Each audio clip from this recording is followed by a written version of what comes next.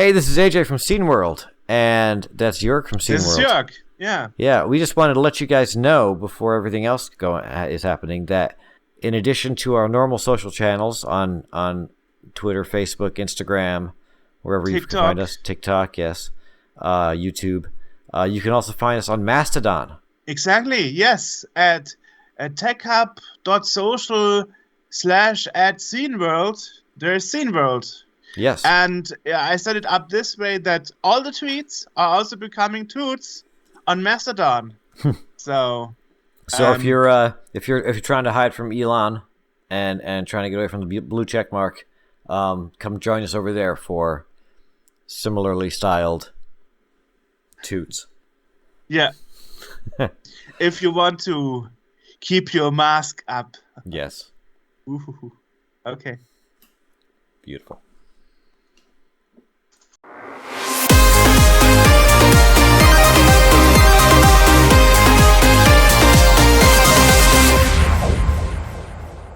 Hey, it's the Scene World podcast, and I'm here again.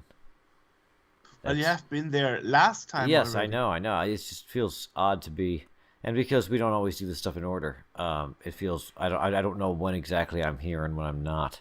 So, so it's nice to be here again, back in the saddle, as it were. Well, to this date, I can already say you missed out the last one.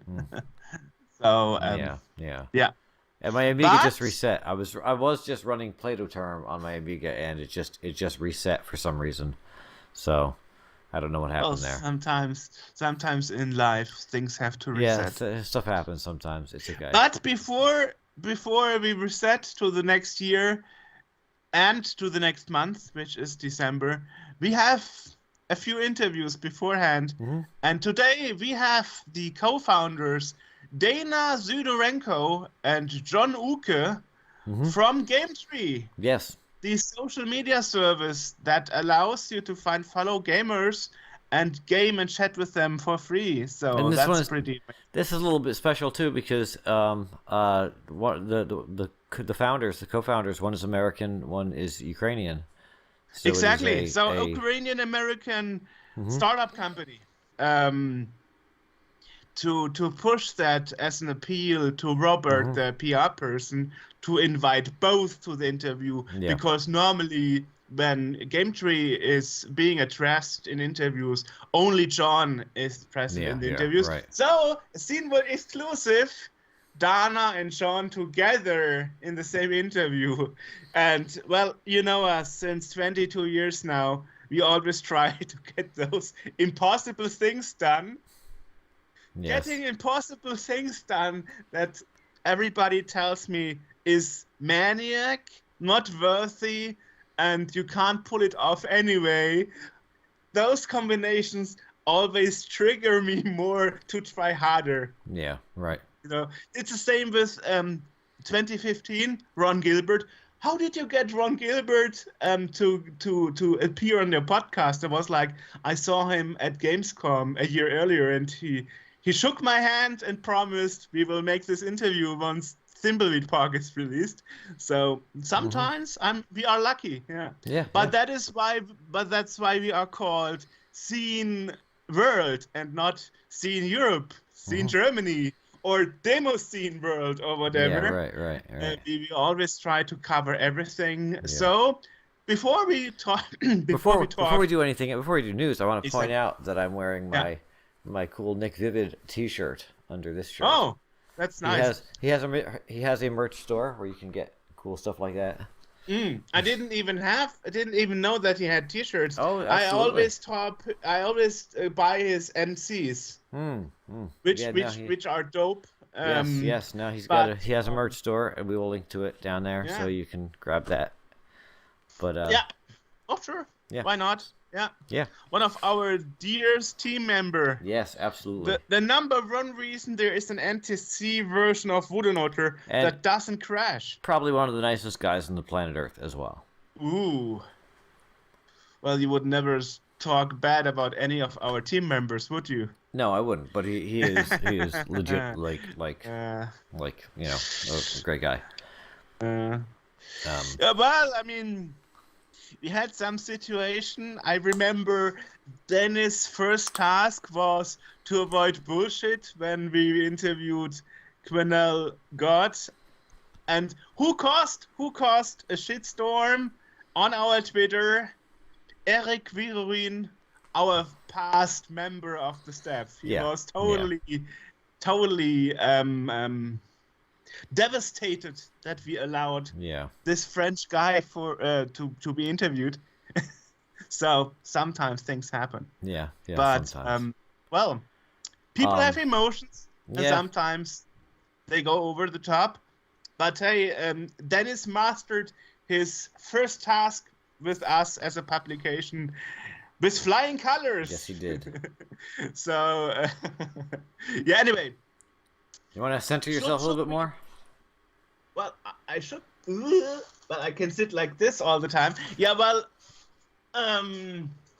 should we start with the bad news or with the happy news? Let's start with the bad news. Okay, well, in the past weeks and months, we unfortunately had some deaths. Yeah. Number one to mention would be Oliver Frey, who died in August. Mm-hmm. And he used to be an artist making, a lot of game drawings for packaging, magazines, and so on. And there is an article from Eurogamer, which I think is the best to describe what he achieved, and we will link to that. Okay. Another one. Perhaps I should mention Oliver Frey was actually a Swiss guy that grew up in Great Britain. And apart from that, also in October, MacGyver from Portovision died. Mm-hmm.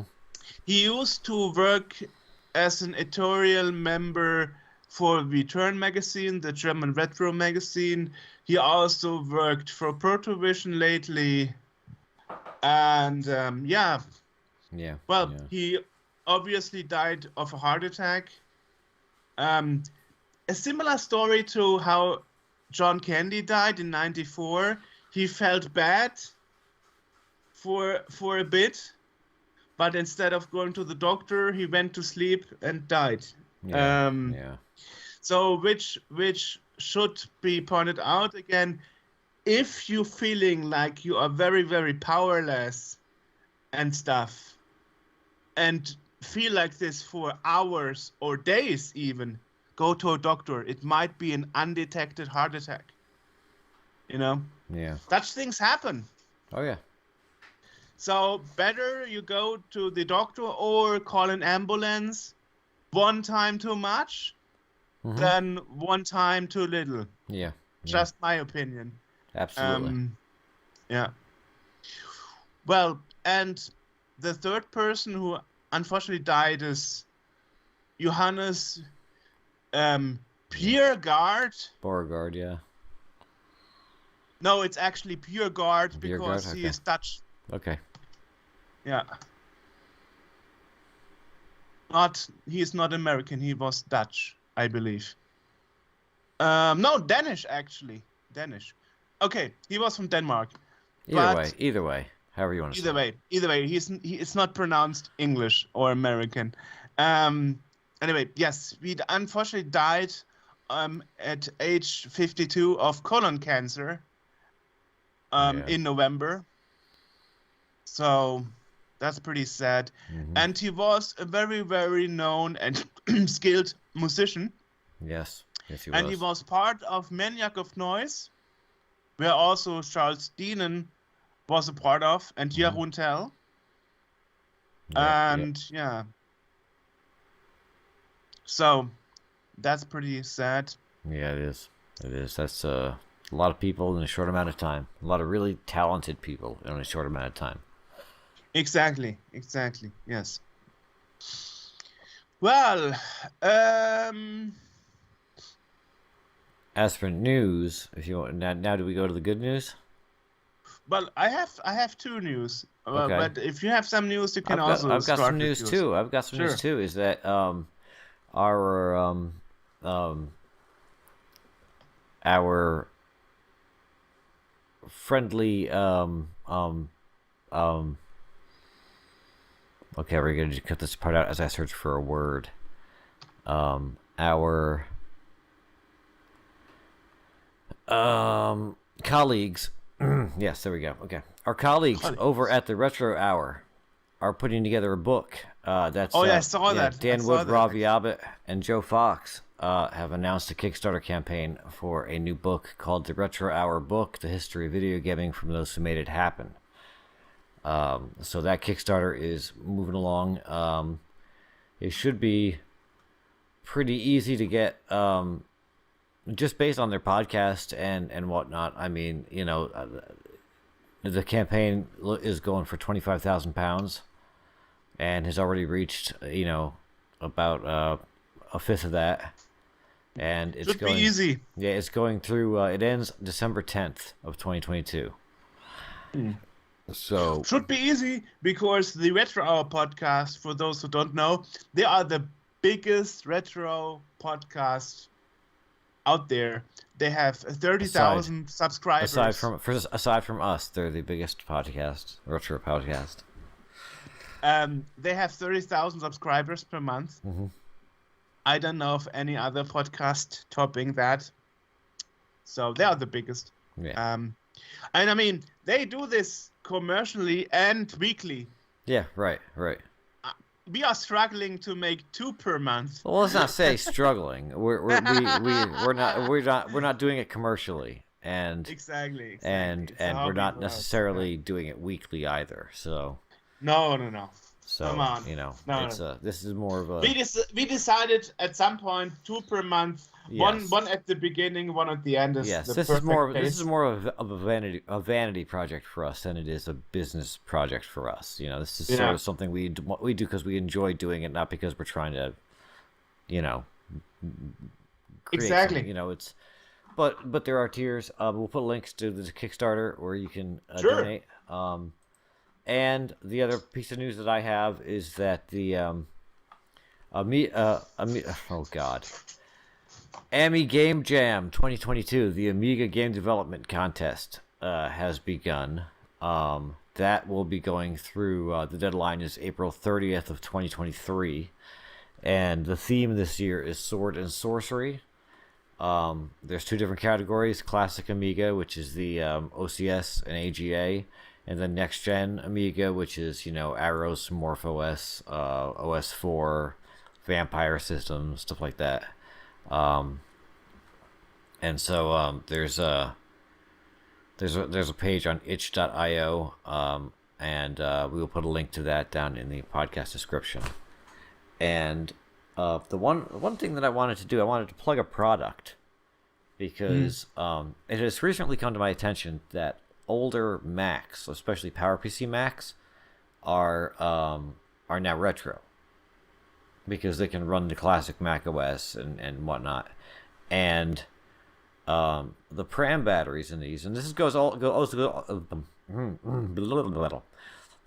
way through to the Power Mac G5. The pram batteries on these things, which this is like the CMOS on a PC, are not your CR 2032s like everything else. They are half AA's. They're these weird little half AA batteries, but they are prone to leaking over time. And there is an Etsy store where a person makes, they're called the Meow Toast.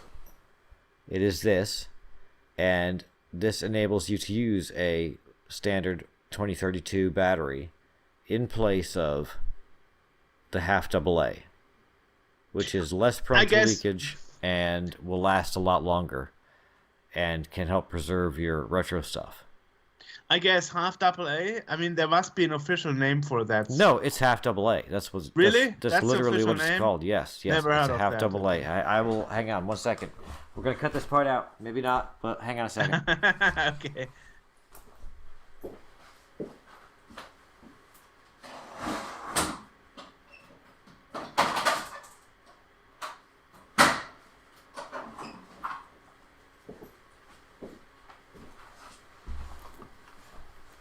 Okay. I just pulled this out of my Power Mac G4, and it is a little lithium battery, and on someplace high capacity. Well, it is a half of a AA battery, and it does on the packaging. When I got this, it did say half AA. And you can still buy them regardless. You can buy them still. They still sell them. But again, like, most batteries, like, it's just a battery, and they do degrade and leak over time. Whereas the 2032 does not. And well, there's actually a solution for that. And actually Amazon started selling them recently. You can get industrial created batteries at Amazon, which actually don't leak for 4 to 5 years. Yes. And those are the same batteries that are packaged with devices in your stores or in your stock. So otherwise they would have to replace the batteries each year to 2 years. Right. And nobody's doing that. And that is why you have industrial created batteries that don't leak. Yeah. Or are supposed to not leak. Yes, and she also makes these 3D printed clips, which because where this thing sits, you can put the battery in, and just the pressure from the little spring things on the side will hold it in. You don't need the clip. But these things do not fit without the clip, because that makes sense. Yeah, because so the clip it fits perfectly in the middle to hold it in. And so I mean, you can get a pack of 5 for like $3. I mean, it's nice. It's an excellent product. I've got them in my iMac G3s and my Power Mac G4 and whatnot. They are excellent if you're trying to preserve your older Mac hardware, because everything from like the classic Macs, the little black and white ones, through to the G5, they all used that Pram battery, and maybe even the early Mac Pros. I don't know. I have no idea if they do or not, because I've never had one. But okay. But yeah, so these are excellent little things. We'll put a link to the Etsy store where you can get them. So other news is Rebecca Heinemann released the source code of her port of Doom to the 3DO. Yes. She said on Twitter, now I can share all the pain I had when working on this conversion of the game. So I will link to that tweet of hers. Speaking of Doom, actually, there's the Angry Video Game Nerd just did a video on Doom in which he played all the different ports of Doom. Did he get doomed in the end? And I think the 3DO may have been one of the ports of Doom that he played. I will check it out. Thanks yeah. So it's a funny video, because you see how badly the different ports compare to the PC version. But and the last news, fitting to our last guest we had, talking about the Teenage Mutant Ninja Turtles Shredder's Revenge. Yes. One day after release this podcast interview, they announced it's coming to PS5. Nice. So that means the sales number of 10 million will grow faster. Yes, it will. That thing blew up. I downloaded it. Have you downloaded it? Do you have the game? I not only downloaded it, I also bought one of those physical versions, for which I'm still waiting, of course. Nice. I also bought the soundtrack CD from France. Yeah. Nice. I played it. I think it's a really, really good game, and I'm working on a review of it for the channel, a small review. That would be great. Yeah.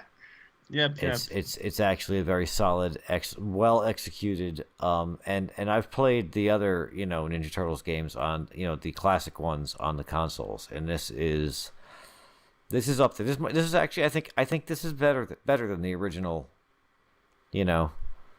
The original console versions. I also had the one I played the most was actually the Game Boy version. Me too. And I got 1, 2, and 3. Yeah, and I don't remember which one I had, but I thought that the Game Boy version was the best implementation that I had played of all of them. But this has now taken my the lead away from the Game Boy version. Tribute Games did a good tribute to the game series. They did. They really did. They really did. They even got the original voice actors, with the exception of course, like, Shredder, because Shredder was Uncle Phil from Fresh Prince of Bel-Air, and he is no longer with us. Yeah, that's true. But nevertheless. Awesome. Okay, Yeah. that would be it. So That's all I got. Let's jump to GameTree. Yes. Climb up the tree. The Tree of Games. I signed up for it too, right after. Did you? You were already a part of it. Sure. Yeah, I signed up for it. As I said at the beginning, the interview idea was given to me by somebody I met at GameTree. Yeah, I signed up for it afterwards, and now I need to spend more time messing around with it, because I signed up for it just enough for you to message me the next day saying, "Hey, look, it worked."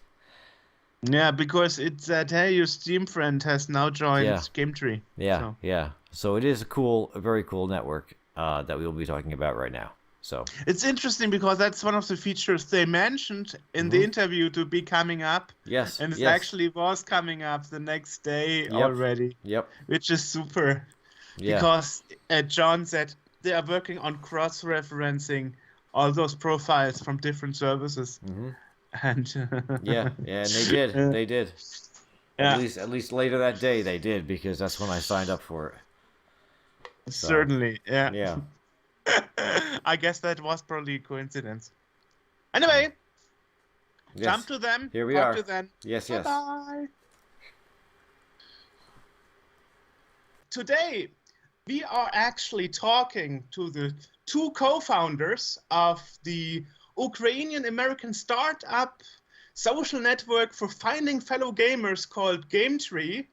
And as guests, we would have Dana, Sydorenko, and John Uke. UK, yeah. Pleasure to be here. Awesome. Good to have you. And I'm not sure, I searched, and I think it's actually the first time you are both interviewed together. Could that be? I think so. We co-founder like about a year ago, and we haven't been very publicly active because we was very focused on the product and in developing stage, so we actually haven't been pitched together yet. Awesome. Yeah, you had first time. You had a new hire, I read, a new PR person, and he was super helpful. Thanks to him. Actually, I have to say the credit for this interview today, this idea goes not to me, but to my friend Paulette from Colombia, who I actually found over GameTree. And she had the idea, why not making an interview about GameTree, how it all started, since you guys do this awesome podcast. So, yeah. Cool. So actually, this is a little background story here. So I'm actually an active user of the network. So perhaps let's start, as we usually do with our guests. How did you get involved into computer and finally getting involved into making GameTree, which I think started even as a crowdfunding project at first? So perhaps Dana, let's start with you. Originally, idea of GameTree belongs to John, and he has very interesting story behind of that. When he moved to another city when he was quite young, and he lost basically all his friends when he changed the place to live. So he tried to find someone who will be as into computer games as he, and he was very disappointed with everything that exists in that moment. He had very problem-solving mindset, and he saw that there is nothing good on the market, and he decided to create the solution. What about me? I grew up playing a lot of computer games, and with ages I feel like computer games starting disappear from my life, and I become more social person than computer gamer. And why I even need to choose between being social or playing games? Is it if in real life gaming can be very social active action? So that's why I in love with the game tree. I think that the time when we just like when all gamer was alone is past. It should not be like that. It should be like the opposite. And I honestly believe that game tree can solve the problem with loneliness in the gaming community. Awesome. Thanks a lot. So how was it for you, John? So yeah, I love games. Most of my best friendships were built through gaming throughout life, growing up, all of that. And there's tons of dating apps, but there's not a single good friend finding app. Like Bumble's maybe the best one. There's no filters. It's not really curated. And just because you have one common interest with somebody doesn't mean you're gonna be friends with them. And you might as well just try to find friends through games, but that's also getting harder and harder over time because just because the community's gotten bigger, it's almost like less special to meet someone, but also the way that the games are is there's so many that if you meet someone in real life, it's unlikely you play the same games these days. A lot of people are just like AI substitutes and you're like thrown with random people. It's not like community servers like it used to be or as community driven. So there's just a lot of movements in the real world of the greater world and gaming that I think have just made this problematic. And friend finding and gaming, I think, go really smoothly together. So what we basically built was just the best curation system. So on the front end, it's pretty simple, but on the back end, it's like way deeper than anything by far, where it's looking at your personal values, your personality, psychology, your gamer DNA to look at people. For example, somebody competitive and casual usually don't go together. Neither of them are wrong, and there's no right or wrong way, but they'll just find each other toxic. So we tried to find this little bit deeper system to match people. And so we've gotten to number one on Google ranking for like find gamers, find gamer friends, find people to play with and such. And so the next step we're going towards now is not really just finding friends, but trying to make it easier to stay in touch with and hang out and have fun with the people. Or it could be new people. But in general, there's this, like Donna was saying, like gaming becomes harder to squeeze into your life. But if it's also a way to build your relationships, or if it's at least more fun, knowing that you're playing with a more curated group, that's great. So we've been working on behind the scenes, less marketing lately, but more on tools. Like we have a desktop app coming out soon. And we also have the game sessions with curated on-demand hangouts. So imagine you have a game session, we'll just automatically call everybody on like web, mobile, desktop, and just instantly put you in a call together. So it'll be easier than any other platforms. But if you don't have a group, you can just find a group of people that you're predicted to like. So it's just a more fun experience. And it'll actually overlay the games too. So actually built into the game interfaces. And then over time, if you're playing at the same times and you like certain people, it'll like bias to match you with these people over time. So you'll naturally, organically build a tribe without even having to try.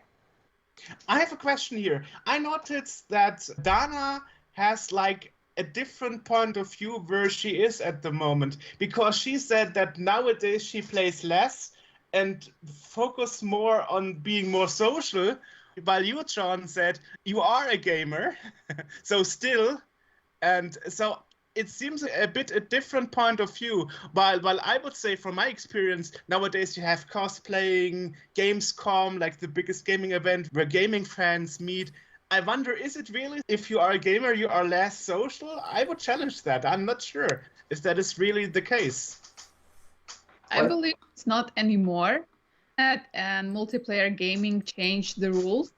And I really want it become more and more popular because, again, it helps you not just have fun, but also develop your social skill and create a nice connection and being like more part of some bigger community, which is great. And I think that it's one of our goals to make curation between people in multiplayer gaming must have, because it even sounds crazy that like what exists right now, the game kind of offer you to spend hours with just random people, and they like maximum what they take care about, it's like skills, but it's not enough to have a good time with someone. And I think about the social part is it's I think as we get older, on average, people play games less. So a lot of the people I grew up playing games with don't play games as much. It's like hard to coordinate. You're tired from working or like busy with other kind of life stuff. So it's hard to find that higher level of meaning and fun engagement. That gets harder. If you're working in the game industry or like you run like a podcast or something, I think it's a little easier. But for me, a challenge has been as I get older, staying in touch with a lot of the friends as easily. So to be able to make that easier or to have an easier time finding people I would like are things I both really appreciate.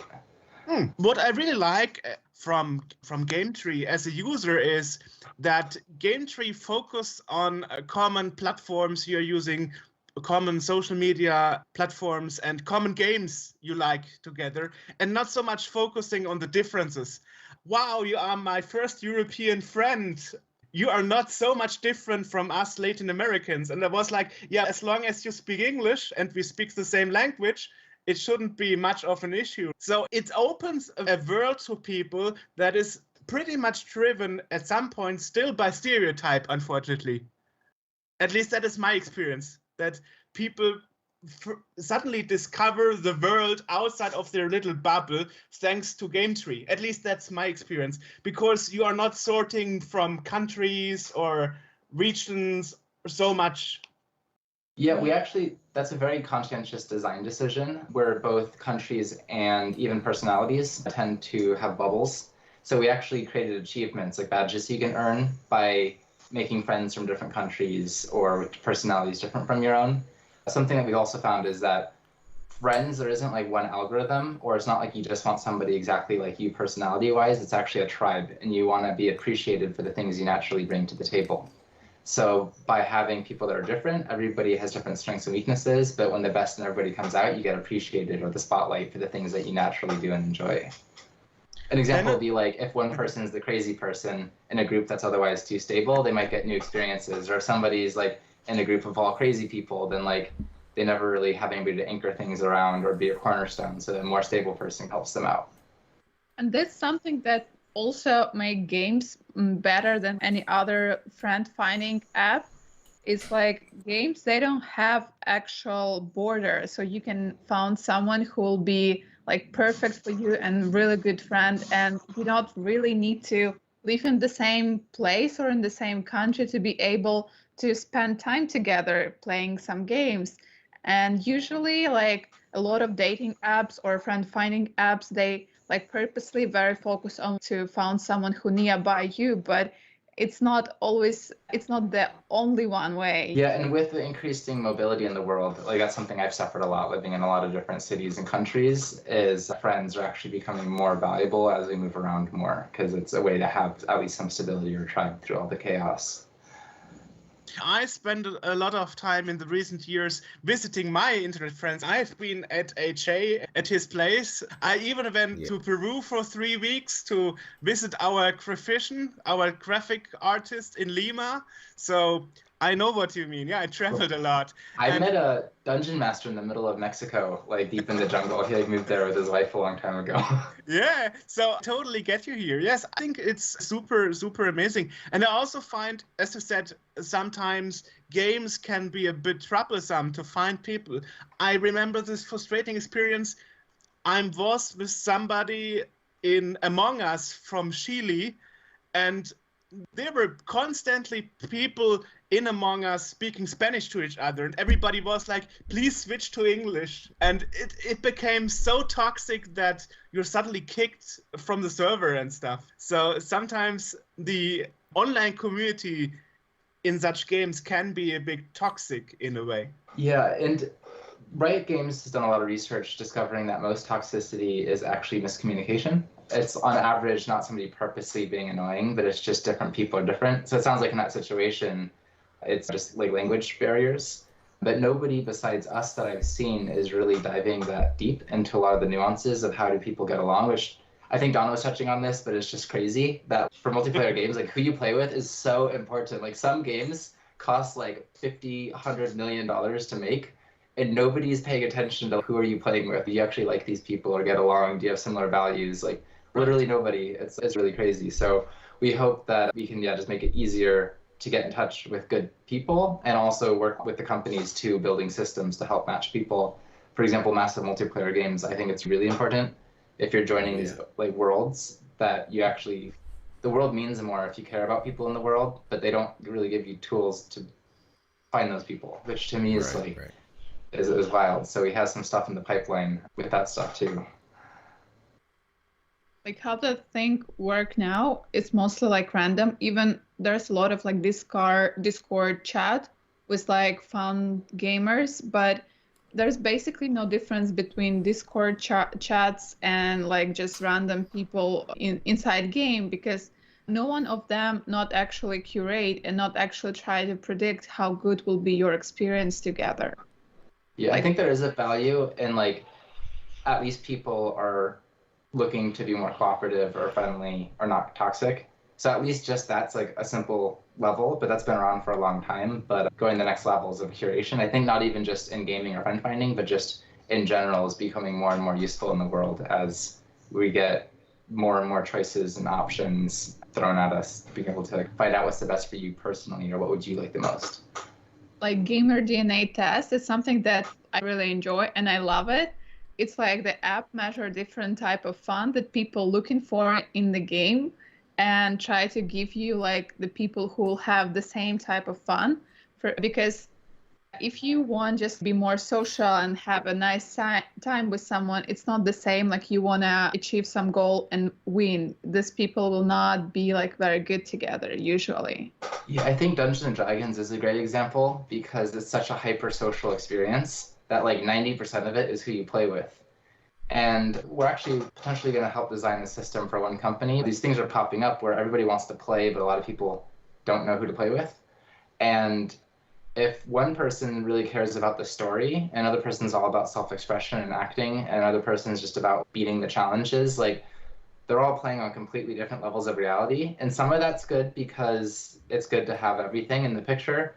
But if everybody's like really distinctly different, in this case, it just creates like a game where everybody's just annoying each other, like not playing. And so, yeah, we just want to be able to use these personality tests to really curate that.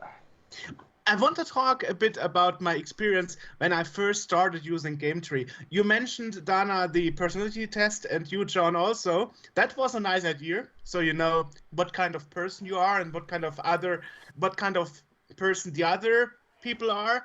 But I also found you have automatically a contact on your list, which is a community moderator.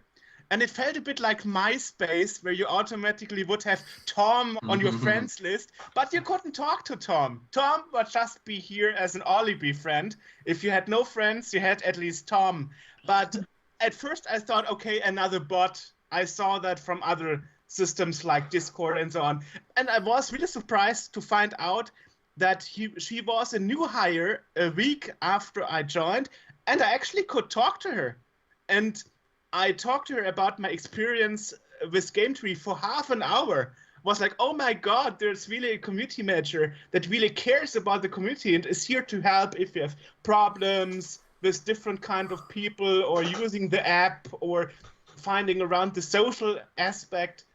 I was totally surprised. I was really thinking it's just a bot and nobody will care to talk to me. So a couple things. One is those were all volunteers. Because I think the value of I think besides our health, relationships are the most important thing in the world.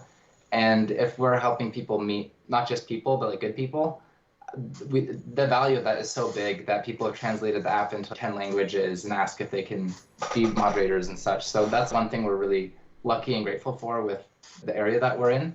Another one is that sometimes we do meme competitions, like community meme competitions. You can win a badge and stuff.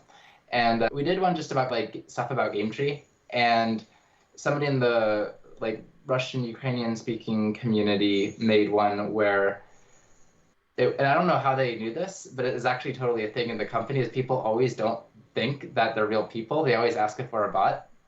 And so they made a little cartoon and it shows a bot sitting at a computer.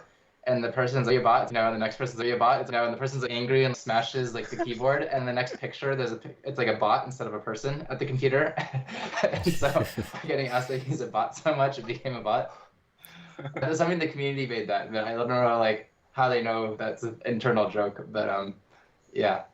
It's a lot of company, they cannot offer like people behind of the screen, and it's something that we're proud of, that we have very big and loyal community, and we try to make safe and friendly space for everyone, and our moderator and our volunteer, they help us with that, and we're very grateful everyone who joined, because it's not like our app. I think everyone who use app, they kind of part of it. Yeah, it's also a public benefit corporation, which means we're not required to maximize profit. So even if it would be like 20% more efficient to have a bot or something, if it's something that's like good for the community, like we don't want to make it worse or screw people just to be like a little bit more productive. And it just seems that having real people there for an app like this is just something delightful. We kept it. May I ask about the beginning of GameTree? I'm interested, how did it happen? Why did you decide to go with crowdfunding first? So originally we didn't crowdfund it originally. I was just family and friends and such, and like working and putting all the money I had extra that I could afford into it. And then the crowdfunding came a little bit later. What we'd actually like to do one day is equity crowdfunding, so that the community can actually own GameTree as well. So if things go according to plan next year, we can do something like that. We've been pre-approved for the most elite platform for that, and hopefully that could be something on the radar. But the idea with the crowdfunding is that this is a perfect thing for that, where it's like a traditional business is just make as much money as you can for yourself and the stakeholders, but this to me is more of like just a general need in the universe, and it works better when there's like a unified platform than like a vacation spot where there's a million places you can go and 100 companies at each place. This is, I see as like a utility almost, where it's better if there's a strong community, and it can be, and like the wealth that it generates can be spread among the community. It doesn't have to just be like one or two people or like a handful of exclusive investors or something. So the crowdfunding at first was good because it's just like nice to engage the community, and then in the future we'd like to reserve part of whatever rounds occur to also allow the people that are helping create it to also own it. May I ask, you are co-founders. Did one of you find the other person, or did you know each other before? How did this crowdfunding happen? Especially Ukrainian and American is not a combo you hear often in startups. So the magic happened because when John just established GameTree, he decided to move to Ukraine. There was few reasons for that, but one of the most important reason is Ukraine have very great developers, and it's more effective to be there for start of the company, and it's like cheaper than being in Silicon Valley. So John moved to Ukraine, and a big part of the team was Ukrainian. And I'm looking for some like ambitious and promising and valuable startup to join, like co-founder. So when I heard about GameTree, I just sold. I want to be part of it. It's great.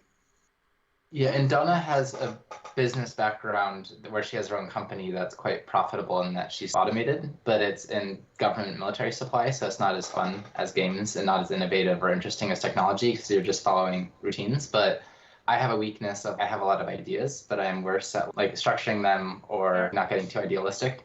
Just operation stuff. Yeah, and I've been wanting a co-founder for a long time because it's just way better. Like a lot of studies and stuff show that it's a lot better. So since Donna's joined things, we haven't been doing as much external marketing, but internally, like a lot of things have been happening that we haven't made public yet. But I expect that this month, December, we'll be launching the desktop app, and then we have a lot of kind of good things that'll quickly be escalating out of that. We even have Radial Development Group, like a software engineering studio that's come on, and they've given us a couple thousand hours of their time in addition to some of our own developers, just because they want to be a part of this and to become our engineering arm. Investments are going well. We got a grant to do something really cool. We got into an acceleration program. So a lot of this we haven't been public about because we want to make sure that the product is not just the best at like finding friends, but adding more useful things to people's lives on an ongoing basis before we really try to reactivate all the people who had used it before but then don't need it now, combined with all the people who could benefit from all the things that we have. That leads me... Oh, sorry. Yeah, we're actually very excited for our users to present them all what we've been working for quite long. For example, desktop app, that's something that we expect will be really nice feature to our product because it will be more convenient for user to use desktop app And also calling, we've been working on it quite long, and it's also, we hope, will make a user's experience better and easier. And there's like other stuff that we still like developing, and we like looking forward to announce it to everyone. Yeah, and we could tease some stuff with you, but yeah. Up to you if you want to tease it or not. It's not live. We will edit it anyway. So it's really up to you. So the roadmap, feel free to share it if you want, but the roadmap from here is looking towards desktop app with curated on-demand hangouts, which means like clicking a button to find your friends who are free or people you're predicted to like or people you like playing with before and just being in a group together really easily. That's like the next release, and we have an MVP coming out and we'll polish it. We have community recommendations where we do the best individual matching, but a lot of people are looking for communities or have communities that they're looking for people to join. So we'll just scale our individual matching so you can find the best communities, and nobody's really doing that. And that also will cut down the spam a lot where people are posting their communities in the app. Oh, I got so many messages. Do you want to be my sugar daddy? Yeah. I was like, oh my God. Nice. Oh my God. I said, Yeah, no, more recently, we took off the email verification because we're moving email servers, and then combined with putting that back on in a sec, we also are going to be limiting the new daily contacts too.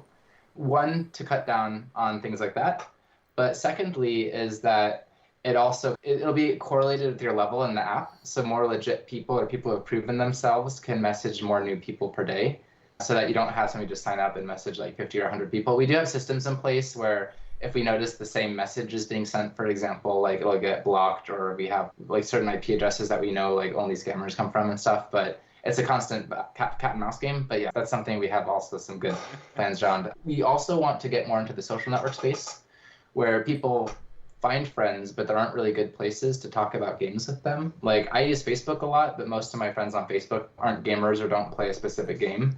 So yeah. If I could just post about games a lot easier to people I want to communicate with about those things, because Discord, it's a bunch of one-on-one relationships, so you don't really have, it doesn't track in the same way that other social networks do. But the problem is with Discord, you can't find people anymore because everybody has a different username than a real name, and then you can't, suddenly people are down the Discord list, and then you can't remember who was this person. I know. Again. You can't even search text in conversations. Like you can't search like a keyword or something you talked about. Steam eats all your conversations. The profiles are almost non-existent. The amount that you can express. Exactly. And this is why Skype, for example, is wonderful, because Dana's name, I can't read Ukrainian, and I knew when the call would start, I wouldn't be able to add her because I can't type her name. So I renamed her with Latin letters, so I can add her to the call later. So I wish Discord had a feature like renaming name or putting a note you can see on front so you remember who the person is. And actually, there are two questions. You mentioned 4 times each that you are very much looking forward to your new desktop app. So you know that your current desktop app is not that bug-free? Oh yeah, right now it's a web app, but we're actually going to have something that can exist locally and even overlay game interfaces. Yeah. So when you're in a call kind of like Discord, you'll see who's around and stuff like that. I have to say my bread and butter is testing medical software for bugs. So I was so shocked to see that in the web app, you suddenly have messages you send to people appearing on other people's chats. And I was like, how did they not see those bugs and stuff? And we do have a lot of bugs there. Exactly. Part of it's that we've been working on some big features. So we have a backlog of things that we're now starting to catch up on that we just wanted to finish some core stuff before we got to. So it's been building up, but I expect you'll see in the next couple of weeks, a lot of things will be getting popped up. I haven't heard about chats showing up in different places, though. That's message me later about what's going on there. Yeah, I was a closed beta tester for Skype for 2 years because I found bugs nobody else ever found. So at some point they emailed me like, hey, you found so many bugs, can we hire you for a year or something? Yeah, well... Yeah, so which I find quite good that you mention all those things because we've been mobile first, but now we're moving more towards desktop first. The web app was like a secondary thing, but now that we're doing Hangouts, it's more important. Anyway, I find it important. I find it good that you know about your shortcomings. because normally marketing PR people, they are always rosy and shiny and everything is awesome, like in this Lego movie. We have 16 pages of shortcomings. So it's interesting that you mentioned that you have to improve such things. And there's another thing you noticed, you mentioned, by the way, a lot of people used the app for once and never joined ever again. So there are a lot of dead accounts. And if you see last online a year ago, then the chance that this person will ever answer you is 0. So that's another thing you have to work on. Keep people using the app for some reason or another. Yeah, and that's why we haven't been doing a lot of marketing or external stuff, is we realize that we need to build these things. It's just the pandemic hit us hard, where it flatlined us for a bit, so we've just been building internally so that it'll go back in the zone. We still have hundreds of people signing up organically per day, but out of the world of 1 billion gamers, multiplayer gamers, it could be a lot more. Yeah. But what we want to do is make it a more universal app, but take a tiered approach where we want to serve our core, which is people that it serves now, but then add more stuff for them, and then build out more and more towards general use case stuff. We have a plan to start reactivate users, and if some user will not be reactivated and try to use app again for like more than a few months or more than a year, we'll probably hide their profile from searching. And even now, if you try to search some new people, you have a filter when they've been online. So you can put 5 days, a month, and cut people who not use actively. Yeah, we have 500,000 people that have signed up, and we've only spent $20,000 on promotion like ever. But what we want to do, we've purposely not been emailing people or sending a lot of push notifications, or we've been purposely not trying to retain people. One, because the app's not really monetizing so much right now. We're still in the building phase. But more than that is that we'd rather just, people tend to get a lot of value quickly out of it, and then we'd rather just have that good experience and then notify them later, hey, like, you remember us, now we have this stuff, and they'll be like, ooh, that's cool, and then they'll come back and then stick. But we don't want to just be poking people with the same song, because people don't always want to listen to the same song. So that means your new hire of your new PR employee, and this interview is a push into the new be more in the face of the world It is right now. Yeah, wow. We got first access. Wow, so I'm feeling honored to have both of the founders here and being rocket for new ventures. Oh, yeah, you seem like a good person to do this with. You seem like very enthusiastic and authentic in this space. Personally, your PR person asked me so many questions, and I was afraid that my answers were too detailed. Because I was writing this huge email explaining everything in detail, and I was like, perhaps it's too much. So that's Robert, and he actually discovered us because another gaming community was shutting down, and he tried all the apps and thought GameTree was the best one, and can see it being big. Yeah. He's joined us in that capacity as well. A lot of it's been a lot of inbound things, like, for example, even you are a user. But I'm excited to finally get to the phase, because we have all this pent-up energy and things that are like on the cusp to really start like all the activity. It's also frustrating to see that there's some other apps that I feel are not as useful or authentic in what they're doing, which like is always going to happen if there's a need. I think we're going to hit it with name it. For example, Smirking Pandas was around. What was around? Or was it? I think it was Smirking Pandas or something. And then there is Paul, which is a competitor. Yeah. So ePal is mostly trying to play with gamer girls. Exactly. Is their specialty. Exactly. Plink is one, but they pretend to be a free app, then monetize like really aggressively, and it looks really pretty, but they don't actually like add anything unique or that especially useful. It's kind of like a money grab. They quite focus on business or making money, which not always good for user. Yeah, and then GamerLink is pretty cool. They were the first ones in the space, and they have the beacons, but they don't have a desktop app, and they don't really do curation. And it's kind of like you can do what you can do with that through apps. And then PvP.com has been showing up a lot more, and they're doing big equity crowdfunding, but they seem to just be very much about what's the return on investment, and this is the metaverse, and like they seem to be approaching it more from like we're trying to make money off of this point of view rather than let's build something really awesome. I found it, by the way. It was Sparkle Pandas. Sparkle Pandas, that's a new one. Sparkle Pandas, yeah. But the story behind Sparkle Pandas is it was mostly used by OnlyFans creators. Oh, yeah. This is a new e-girl website.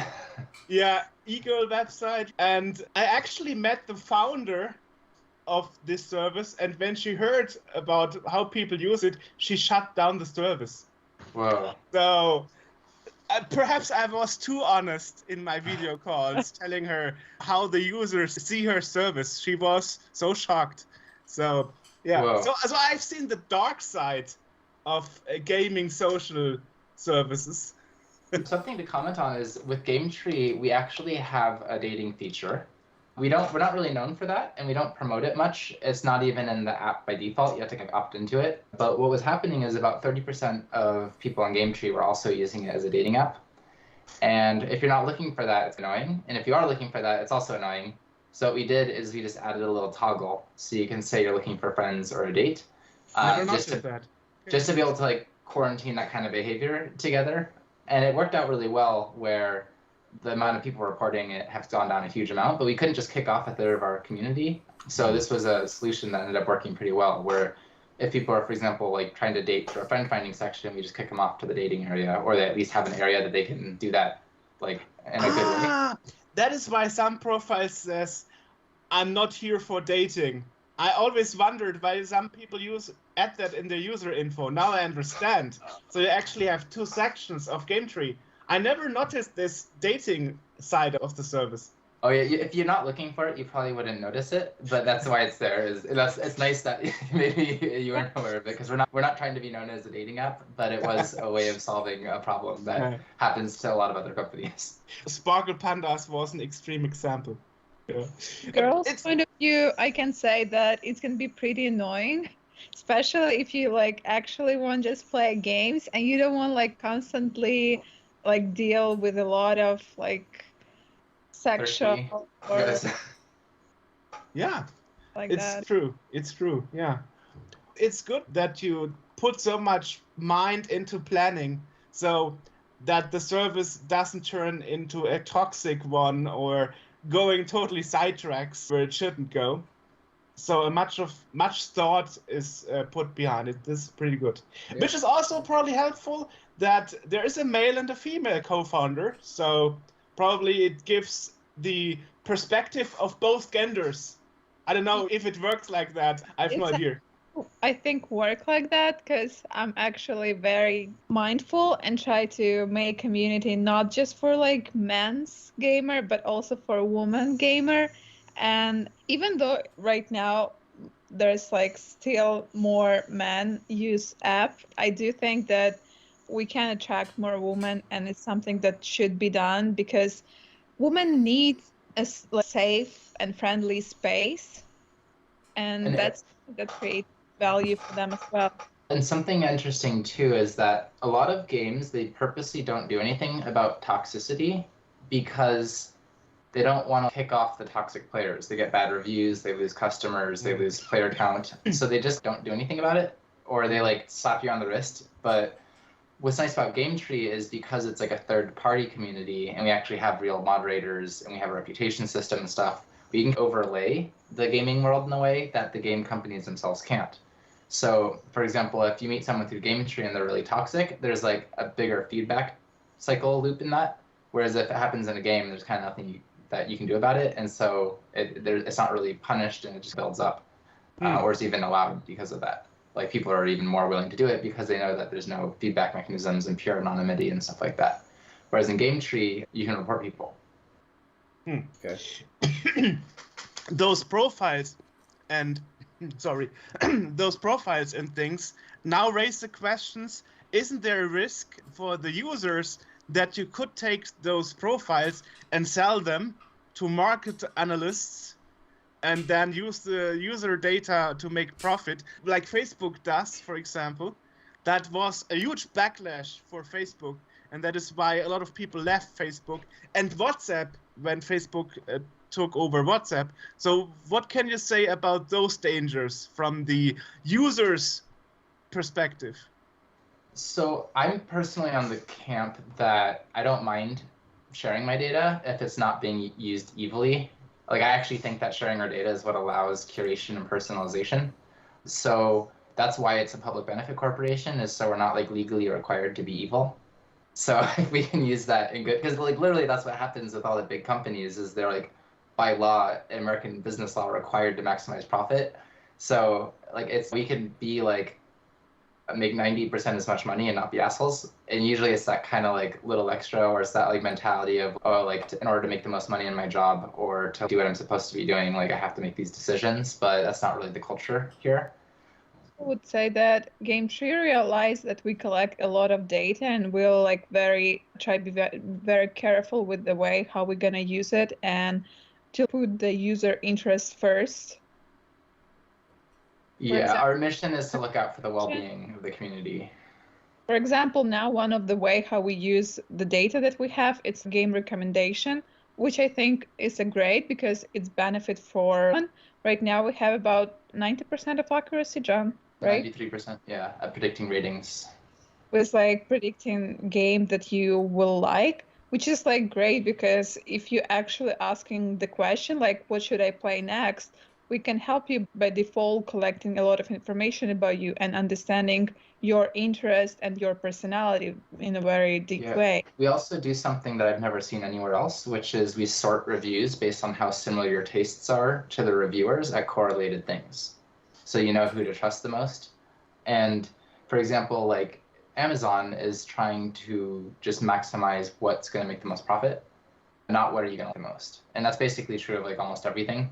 But for us to be able to do a good job, like we need data. But also, I think it's okay to have aggregated data, like market insights. I don't like the idea of, I hate like spam phone calls or like in my inbox, like unsolicited and stuff like that. But we're trying to do it in ways where it'll be things that are like you're looking for and that you would like. Trying to make it as natural as possible. Right now, we're not really monetizing. We have some pre-orders for memberships, like just give like extra perks. Like everything now will still be free, but there's a lot of it's aesthetics or things that make sense to give to people who have been more like proven or conscientious or serious. For example, like the messaging limit.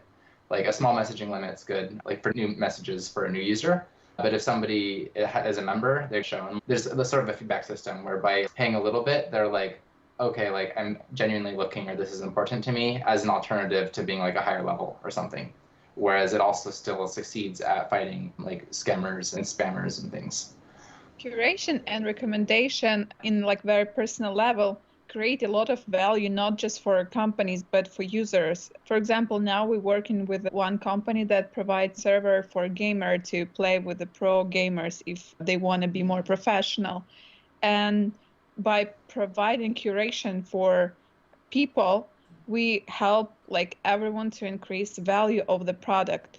And for example, by curating you with a better group, we automatically help you have better experience and also spend more time by playing some games, which is also benefit for both of the sides. So I see that we in that unique position that we create a win-win solution. So like we help company win and we also help user to have better experience as well. I think something too is being in the gaming space, people tend to be more friendly, fun-oriented, like easier as well, just given the nature that this is like a hobby that we all love. If you look at Facebook startup, I don't know the real stories or the people, but like I saw the social network and there's like a business card that says I'm CEO bitch and like purposely showing up late to meetings and like stealing people's ideas and stuff, but we don't have any of that in our company history. So I think also that they can grow into different things depending on the kind of seed that's planted. So do I get the impression right that Dana is more in the background of the business and you, John, are more the PR foreground person, the face of the company? We can share our responsibility in that way that we use the most strong side of us. For example, John have more technical background as well, so developing a little bit more deep than I do, and he cover that part. I more look outside of the company and also try to find better employee for us and try to use some service that we did not use before to experiment with this stuff and like cover something that I'm better in, like operation management and things like that. Yeah, and with public facing, like me being a natural English speaker is helpful, and also I'm better with improvising. I don't have to plan as much, whereas Donna wants to rehearse things, for example, so it's a little bit easier if you're an improviser to do certain kinds of things. We're actually hoping Robert will be more visible as well, because he's really articulate and he's built a pretty big community. And we also want to have more of the community also representing. We haven't been like promoting or marketing much, but we actually want to do more like events like showcasing the community and the things that they've done, people they've met, like stories from GameTree and such, to make it a little less top-down and more horizontal. You don't have to worry about it. HA can confirm one of our number one issues in the last 8 years is to always convince somebody your accent doesn't matter. As long as you speak English, we want to talk to you. Everything else doesn't matter.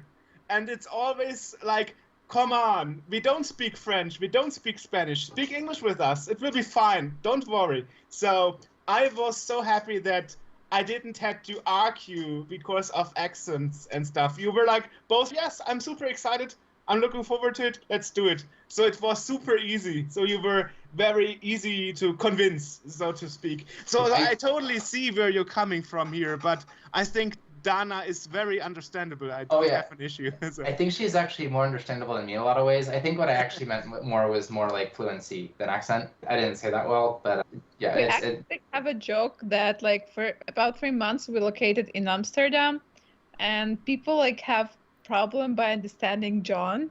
And like I'm joking that, he doesn't speak English. Yeah, the world has changed. You're both gamers of Konami.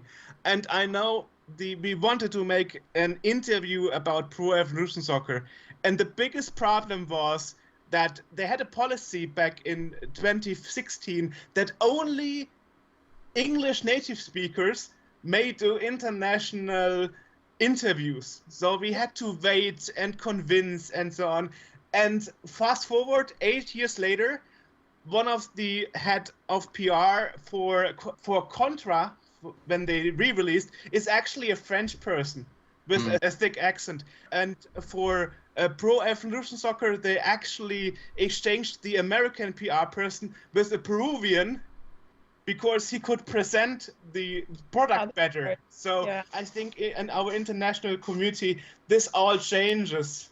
And also what you, Dana, said with bringing more females into the service. In my life, I never cared if my friend was female or male. I played with her computer games, video games, regardless of gender. So I never really understood this Gamergate. Well, it just for girls, the biggest concern is like this community will not be safe, or this community will not take care about like my interest good enough or something. And I want to be that space and create GameTree in that way that everyone will feel safe and like comfortable. Yeah, we spend a lot of time researching like all the studies that come out in this space just because this is highly relevant for us. And there was one that came out that was something that said, I think it was about 73% of like female gamers have said that they at some point are afraid to talk because they're afraid of harassment for being a female, which is pretty messed up. Yeah. And yeah, we're trying to make a space where that's not even like a thought. Yeah, totally get you. Yeah. On the other hand, I had people telling me, you are male, that's a problem because I have a boyfriend and he could be jealous and stuff. And I'm like, sorry, I can't change my gender just to make your boyfriend less jealous. So I will stay male, doesn't matter in which way you turn it. So I totally understand. I think that's a society issue. It's probably very good point. Like, why we even need to have any sort of gender? Like, why we even ask what gender you belong to? Because here we are, like, without gender, we're just like gamers. Yeah. Yeah, I think one day eventually that'll be the distant future. And the values test, one of the questions we ask is, are you looking for a romantic relationship or something? Or some relationship? Are you seeking?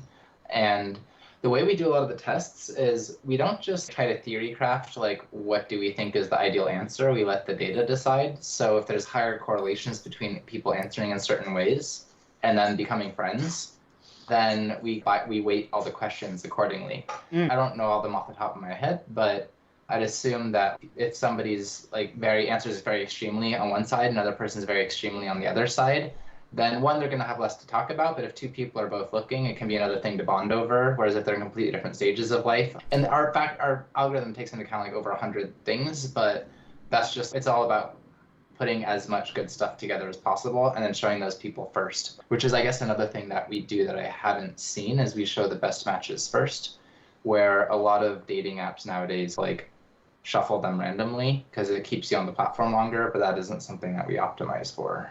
Like Tinder, which I never used. Yeah. I only heard rumors about it. Let's hope that those... Fun that we just discussed a few days ago that on Tinder, if you put video games or League of Legends, your interest, your profile automatically have less matches. Interesting. But hopefully releasing those details doesn't give people ideas listening to this podcast interview how to fool the system now that they know how some things are supposed to work. It's just other social media, they was created for other reason. They wasn't created for gamers. That's it. Yeah, and a lot of those systems, they're, I think, over-optimizing for some sort of universal desirability, where they're like, oh, if this person's right-swiped a lot, then we show them to other people who are right-swiped a lot, which is the same as saying, people that are wanted, they put together. But what that ends up doing is creating a culture where it's just good to be average and to be open, but to at least pretend to be open to everybody and not say anything that might put anybody off, when in reality what you want to do is be honest about who you are and what you're looking for, and then just ideally find what's right, but that's not how these systems are optimized. So in GameTree, we get a lot more flat distribution, where we're not just showing the same profiles over and over again. That's something Plink does, is they find I don't even know if they're real people, but they'll have attractive people, and then it gives an illusion that that's what the average users are like, but really they're just messing with people. Luckily, you don't ask how much of a good player I am, because I'm horrible at games. I never complete games. So if that was a ranking or a question, I would probably lose, and nobody would want to talk or game with me because we would always lose together. Let's lose together. It's probably not so encouraging. Something is that when originating this, I thought that would matter more, but it turns out that by far our core users don't care that much about how good people are or even what specific game they're playing. They're just I just want to hang out with people I like. And I'm pretty flexible. So that's pretty cool, where I don't think that occurs as much in other places in the gaming world. We are adding skill levels soonish because we're moving towards on-demand hangouts. And for certain kinds of games, it matters if you're playing a competitive ranked game, but it's still optional if you even want that to be a criteria. It's not going to default to matching based on your skill level. It's not even going to be a factor unless you purposely set it as a factor. And it'll still be very just generic. It'll be I'm a noob, or I'm a master, but it's not I have 1,987 ELO in this. Damn. Well, I have 14 years of Steam. That is something a lot of people like. That's to my advantage. Yeah. Oh, you're using Steam since forever. Yeah. Awesome. Is there any game excited to play? Pardon? I didn't. Is there any game that you're excited to try, which will come soon or something? Is there a game I would be excited about? Yeah, the new Need for Speed is supposed to be the first to catch up the Generation Z again, to make them interested for the series, and they try this new manga style. That's totally something I'm looking forward to, because racing is the only type of game where I'm good at, despite I lost at pit stop against AJ, but that was a bad day I had. Yeah. Sure, that was a bad day. That's what we'll call it. And plus he had a lag because he was from America. Anyway, yeah, well, Need for Speed is one, and another one would be Tempest Rising, which is coming out from 3D Realms, which is a competitor to Command & Conquer. Oh, I just learned about that. That looks so cool. I'll tease a couple more things.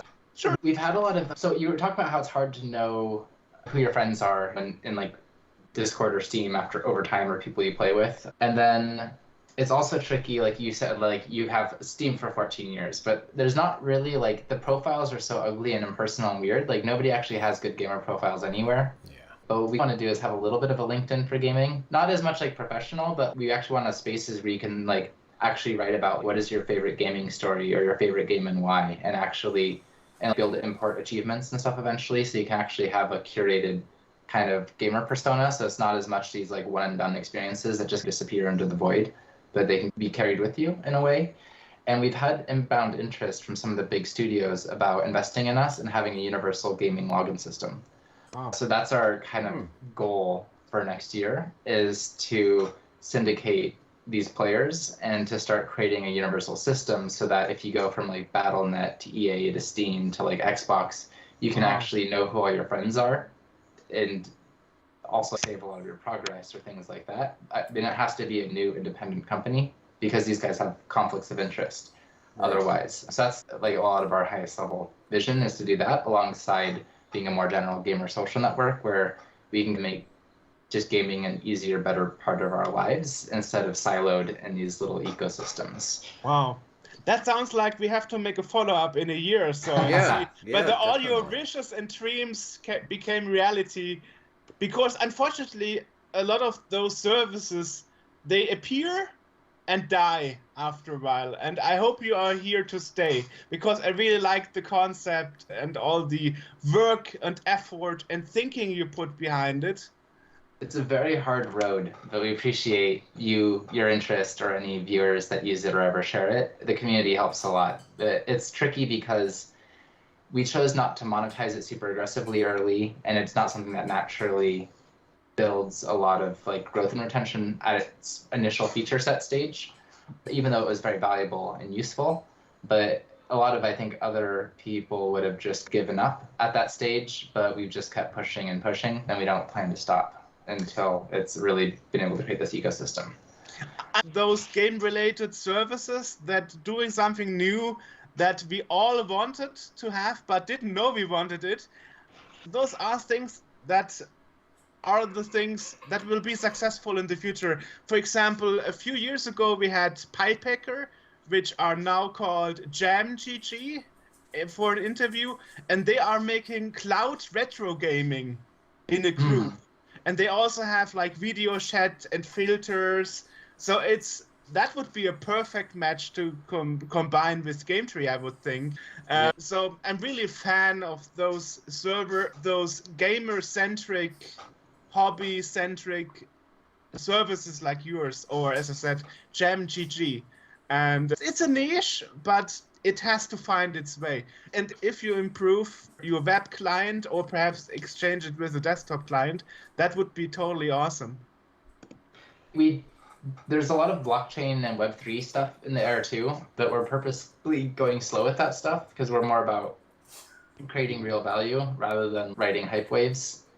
Like, we could add Web3 and it would probably make some things easier, but ultimately it's going to make everything cost more and it's unnecessary. So we've chosen not to go that route. We do want to be able to recommend Web3 games or find players for Web3 games and stuff too, but it's more of like I feel like at this stage more of a money grabby niche, like hype industry, rather than like a fundamental thing yet. And we're servicing like the 99% more, and then as that grows, we'll dive deeper into it. Yeah. Awesome. But anyway, our main idea is like to make our user experience better. So if our user will require this, or if it's gonna be something that actually like important, yeah, we'll go in that direction as well. It just right now there's much more important things to take care of. Yeah, we have a big roadmap, and we're lucky we've gotten a lot more development resources recently, but we're hoping to get even more so we can do more of this stuff simultaneously rather than sequentially. So there are going to be a lot of improvement. Yeah. Very cool. Yeah, so is it planned for the start of next year already? So will 2023 start with a big bang? Here we are. GameTree 2.0. So the desktop app should be coming out tomorrow, or not tomorrow, but like next month in November. We planned it, but it's going to be a stealthy launch, and we'll see if everything's smooth, there's not too many bugs, if is there any like little things that we should add that we get feedback from. And then we'll focus on a little bit of announcements, but more revitalizing all the existing GameTree community. And then 2023 is when we'll start doing a lot more external public stuff, but it'll start before that. But we just want to make sure that everything's good before we publicize everything. Asking about that, so would you prefer us to wait with releasing this until this is released, so at the start of next year, or are you fine with us releasing it by the end of November? Because that is what I was actually planning. I think it's fine. It should be out by then. Yeah, because it is it's one of those things that it's better the more people there are. So later we'll be doing some influencer marketing and more like content and things like that. But it just works better no matter what with more people, especially when we're doing Hangouts. And especially as we're trying to move more towards an on-demand phase. So at first, the game sessions, you can join a live one or schedule one, but we want to make it so that they'll, especially for the popular games, like always be some group that you can just hang out with immediately and just like tribe up with. And that just works better, mostly just through more people. Okay, so we keep the schedule like it was planned. Okay.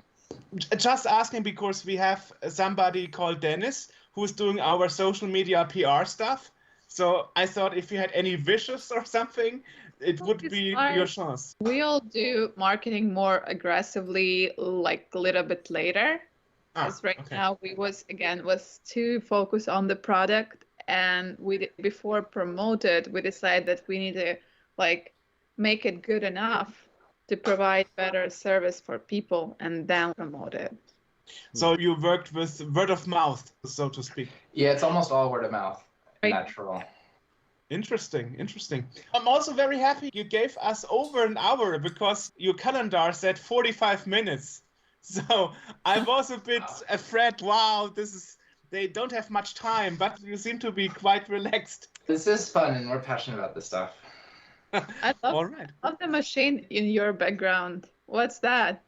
It's actually a JAMA arcade machine, so it can handle any arcade board since '85. Okay. And of course, some games like Pac-Man need an adapter, but JAMA is the arcade machine standard from Japan, created in '85. So I wanted one where I can really put the PCB boards, like the original boards, into the machine. So it's not a PC, it's the real games. So every time I want to switch the game, I have to switch the whole board and connect it. Whoa. Yeah. But it looks awesome. I'm sure it's like very fun experience. Oh, I always wish to have one. So that's why. So the decision was either a couch or an arcade cabinet, and I decided for the cabinet. That's the right decision. I love it.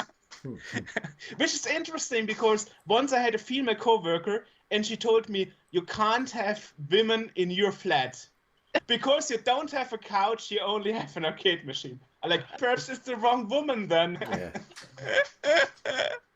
So thanks for the compliment. I'm very happy.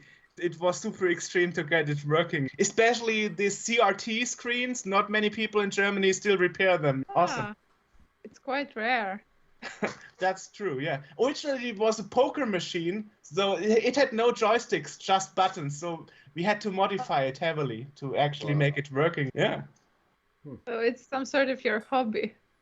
Yes, retro gaming is my hobby, and since I'm too young in Germany, when I was an adult and legally allowed to go into arcade conventions, they were all closed. So I never had the chance to experience arcades in my childhood. The first time I experienced arcades was actually in 2009 when I visited AJ. He always rolled his eyes because every time we passed by an arcade center, we had to go in and play. He was super annoyed by that. No, not too annoyed. I don't know if you guys have any California travel plans, but we're planning to throw a big party in December for a few hundred people in Santa Monica. And it's through the accelerator that we just joined. It actually started today, so for the first half of the day, That was what we were up to. But you guys are very welcome to come. And anybody watching, do look for it by the time you hear this. We haven't officially announced it yet, but we should have details up as soon as like a exact date is figured out. AJ, that sounds something for like you if you want to make a travel across the country. Yeah. Why not? Why not? Yeah. Thanks a lot, guys. Yeah, awesome. I got it covered so far. Is there anything we forgot you want to mention? I think maybe one last stuff. It's like game was created for provide the most fun experience and to provide a lot of dopamine and positive emotions. And we need to cut off toxicity from gaming because it's something that poison everyone time and everyone experience. And that's what the main idea of GameTree, and that's something that we try to do is let people forget what is that to play with toxic people. It should be something that like pass. It's not something that should follow us to the future. Yeah, you'd think that as the community got bigger or as technology and progress happen, problems get less bad, but this is an area that's only getting worse. So we're really hoping that we can make an impact here. Awesome. Excellent. Awesome. And I should send you a list of bugs I found, right? Oh, yeah. You really want that? Yeah, okay, please. yeah. You can email them to me or send them to, I assume it's Becca might be your moderator, but I'm not sure. We can make a game like we'll compare your bugs with what we have, and like you will win the score. Yeah, actually, if you want, we can share you our bug list if you're curious. I have to recreate the bugs first. Yeah. Wait, can I add you guys on LinkedIn and can we stay in touch? Oh, yeah, please. Okay. Awesome. Then I will send you a LinkedIn request so we can stay in touch. And then I will also message when we release this interview. But before we go, we have this thing that we ask our guests to speak in a little. All right. Thank you, guys. Yeah, where can people go to find out what you're doing? Yeah. If they Google GameTree, one word, we should be top there. You can Google Find Gamer Friends, type in GameTree in the app stores. Our website's gametree.me. Awesome. We will put links to everything in the podcast description down there. Awesome. Looking for gamers, looking for Gamer Friends app and social network for gamers. Awesome. Not social network, I think gamer network will be better. Yeah. Nice to speak with you guys. Thank you. Same. You too. Same. Good evening. You too.